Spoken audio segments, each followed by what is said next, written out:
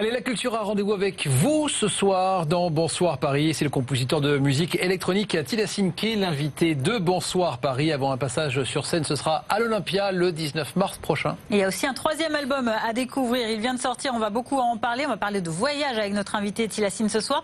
Des morceaux qui ne s'écoutent pas partout et comme n'importe quelle musique. Il nous en dira plus dans quelques instants. Le temps d'écouter un extrait de l'un de ses derniers titres, c'est Alda.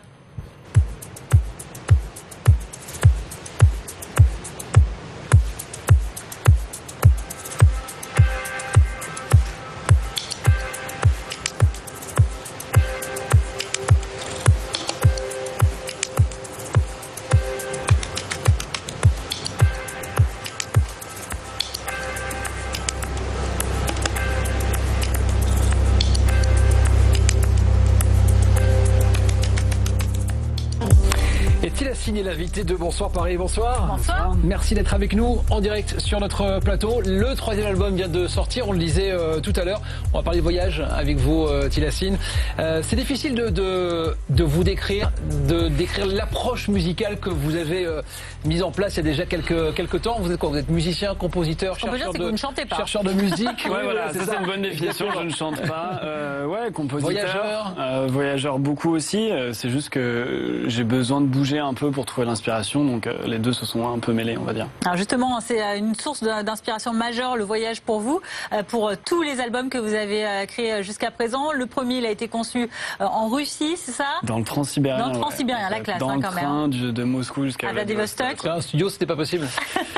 En fait, je trouvais qu'un studio, ça marchait moins bien. Quoi. À l'époque, je tournais beaucoup en train et je trouvais que ça marchait mieux que quand j'étais chez moi. Je me suis dit, ok, c'est le train le plus long du monde? Et je me suis dit que là, au moins, je pourrais créer. Je n'étais même pas sûr de faire un album, mais en tout cas de créer plusieurs morceaux. Quoi. Comment ça s'est passé d'ailleurs cette conception dans ce train? Ça a duré combien de temps? Ça a duré 2 semaines. J'étais plus de 150 heures de train et c'était génial. Enfin, en fait, on traverse des paysages complètement inconnus, déserts. Je m'arrêtais dans des petits villages. En fait, j'allais enregistrer des gens, rencontrer des gens, partager des moments avec eux. Puis après, je remontais dans le train. J'avais 2-3 jours de train à bosser, faire de la musique. Alors, concrètement, comment est-ce qu'on enregistre dans un train? On a des instruments de musique, on enregistre différemment. Le principe, il est particulier. C'est un concept, Tilassine, en fait.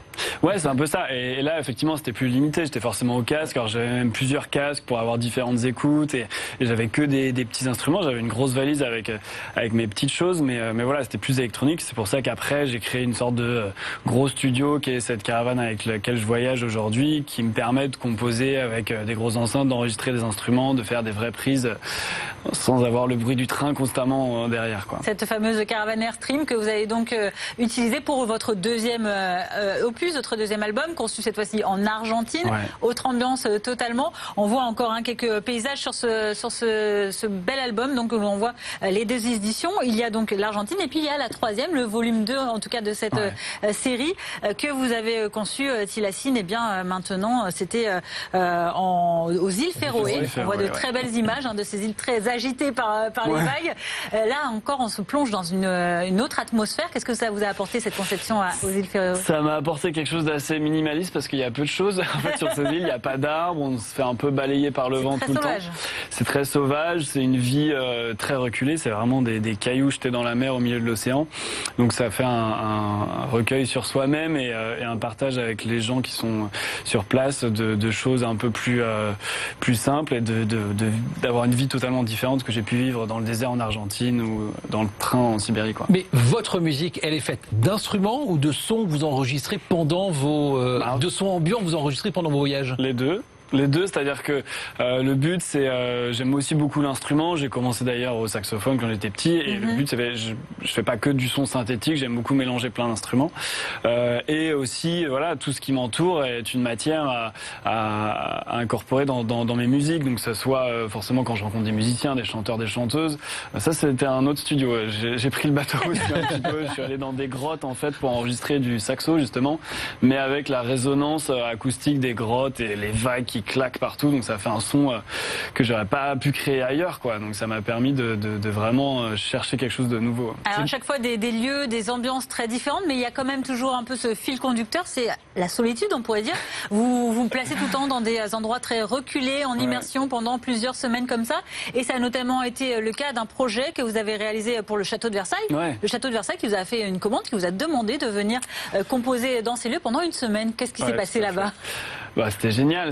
En gros, moi, j'arrivais surtout soit le lundi quand c'est fermé, mais sinon en fin de journée quand le public s'en va et moi je rentre et d'un coup le château devient silencieux, enfin pas totalement silencieux. Il y a des horloges qui sonnent de partout, tout craque un petit peu. Il y a des instruments complètement dingues comme l'orgue de Versailles. Il y a des clavecins.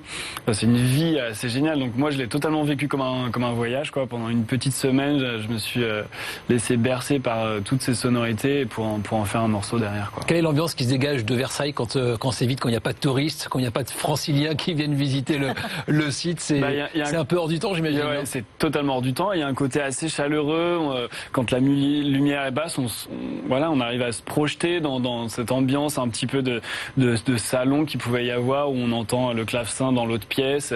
C'est assez chaleureux, quoi. C'est très en bois, donc c'est génial. Hein. Vous n'êtes pas totalement tout seul, parce qu'il y a quand même il y a un caméraman qui est là et qui vous suit. Et puis il y a des gens qui surveillent un petit peu, que je fasse pas totalement n'importe quoi, que je me balade pas en chaussettes partout pour enregistrer. C'est quoi les bruits les plus étranges à Versailles? C'est quoi? C'est les chandeliers? Honnêtement, c'est les horloges, parce qu'il y en a partout et elles sonnent à des heures totalement impromptues. Des fois, on enregistre quelque chose, puis il y a un truc qui se met à sonner juste à côté.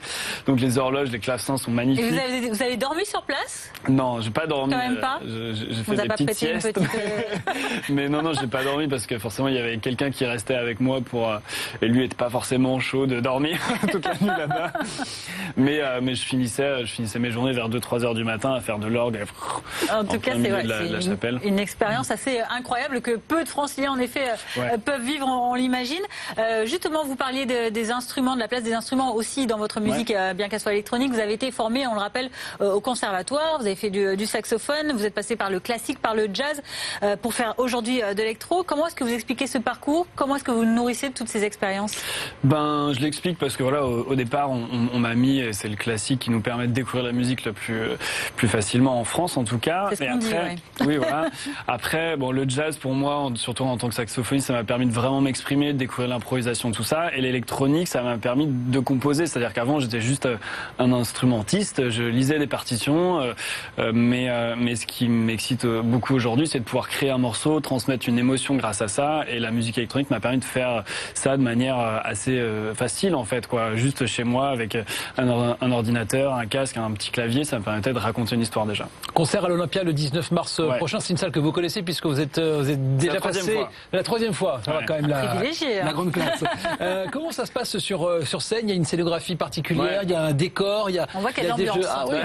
En fait, j'essaie de ramener justement toutes ces images que j'ai pu capter pendant mes voyages et d'emmener le public avec moi c'est une vraie réinterprétation. Pour moi, la scène, c'est encore différent. Le but, c'est de rejouer ces morceaux de manière totalement différente, de les faire exploser, de les faire vivre et de transmettre quelque chose avec le public. Et combien d'instruments sur scène, du coup? Combien de câbles aussi? Alors, des câbles, beaucoup. Des instruments, j'en joue surtout 2. Il y a le saxophone et il y a aussi un instrument turc, le balama, que j'ai ramené du milieu de la Turquie, que je joue aussi. Donc voilà, c'est un mélange d'un peu tout ça, en fait. Alors, William Rosé, donc vous connaissez bien la région, on l'a vu, Versailles parfaitement, l'Olympia. Elle a vendu votre vrai nom quand même. Oui, voilà, c'est ça. Ça va, j'ai pas trahi un secret d'État. C'est foutu, maintenant, voilà, j'ai plus de vie privée, mais tout va bien.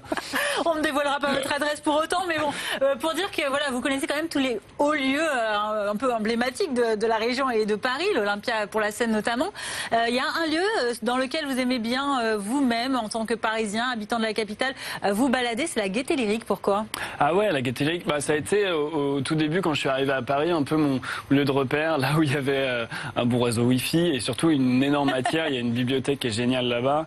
Et puis voilà, c'était un gros mélange entre art, visuel et musique et nouveaux médias, c'est exactement dans les milieux dans lesquels je suis. Donc c'était effectivement mon bon repère, quoi. Le prochain voyage, c'est où? Après la Russie, après l'Argentine, après les îles Féroé? C'est secret.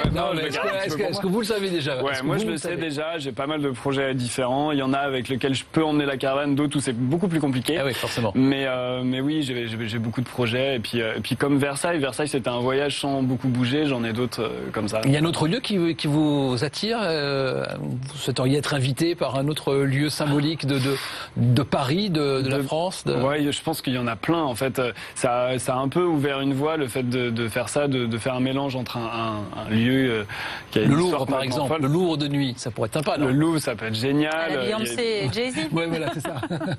Et même des lieux, je pense, même des lieux même industriels ou autres, qui peuvent avoir une vraie histoire et quelque chose de très différent. On vous laisse le studio après, si vous voulez, après minuit. Il est à vous pour jusqu'à demain matin, 6h30. Tillacine, merci d'être venu sur notre plateau. Votre troisième album, donc, le volume 2 de cette nouvelle édition. Plus petit qu'un album, je précise. Plus petit qu'un album, un EP? Oui, voilà, c'est ça qu'on dit. C'était plus petit, les îles Féroé, que l'Argentine. Voilà, en tout cas, il est maintenant disponible depuis début février.